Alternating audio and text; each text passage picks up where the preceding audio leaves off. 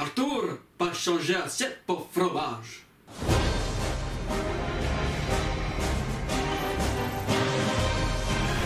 Salut à toutes et à tous et bienvenue pour ce nouveau coin comics où nous allons parler de Excalibur, la puissance et la gloire, scénarisé par Ben Raab et dessiné par Pablo Raimondi.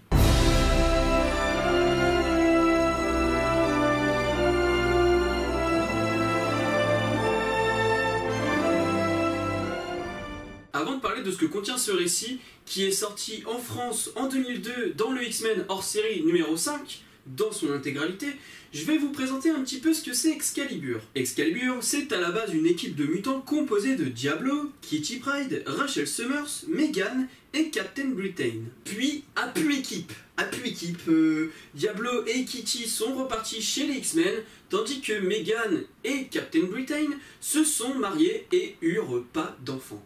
Bon, et je vais encore vous faire un petit topo sur Captain Britain. Brian Braddock, dans la vie de tous les jours, est le Captain Britain de la Terre 616, et le plus important membre du cartel réunissant les équivalents de Brian dans le multivers, avec par exemple Captain UK ou Crusader X. En même temps, quand tu viens de la Terre 616, il faut toujours que tu sois le plus important des personnages. Pour ceux qui lisent assez souvent Spider-Man, il suffit de voir ce qu'il s'est passé dans Spider-Verse pour voir que Peter Parker de la Terre 616 est toujours le membre le plus important de l'équipe. Et Brian n'est autre que le frère jumeau de Psylocke. Maintenant que vous savez le principal, on va pouvoir passer au scénario. Ben Raab a surtout travaillé chez Marvel sur des séries comme Excalibur, Union Jack, X-Men Unlimited, Daredevil ou encore Avengers.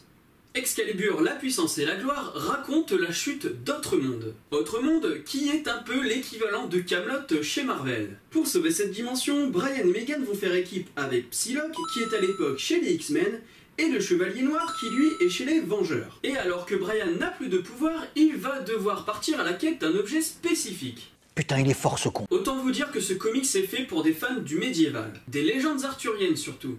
Ouais, c'est pas faux. D'ailleurs, on peut y voir des références à des œuvres qui ont traité Arthur et le Graal. Par exemple, passer une cascade de lave en ayant la foi à la manière d'Indiana Jones dans La Dernière Croisade, le dernier film sur les aventures d'Indiana Jones d'ailleurs, dans ma tête.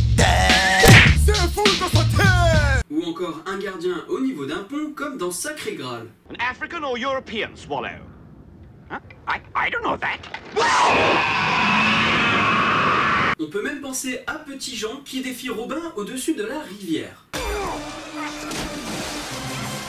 Et puis, Autre-Monde a été construit par Arthur et Merlin, donc en fait ça en découle directement. Par ailleurs, ce comics est une très bonne manière de découvrir Excalibur. On a achevé un arc narratif avec la dissolution de l'équipe et la perte de pouvoir de Brian, et cette aventure annonce un renouveau, met en place un nouvel arc narratif. Du coup, c'est un peu là que ça coince. Parce que pour une introduction, on peut pas dire que le récit se pose une seule fois. La quête se fait trop rapidement, et du coup, c'est mal rythmé. Marvel aurait sans doute dû le laisser faire une aventure beaucoup plus longue.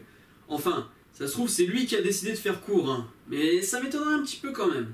Parlons un peu du dessin. Pablo Raimondi est un dessinateur argentin de chez Marvel et DC. Il a travaillé sur Les Inhumains, X-Factor, Book of Doom ou encore Red Hood Last Days chez DC.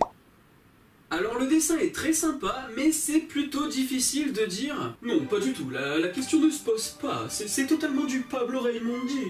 Regarde-moi ça, ces courbes, elles sont magnifiques.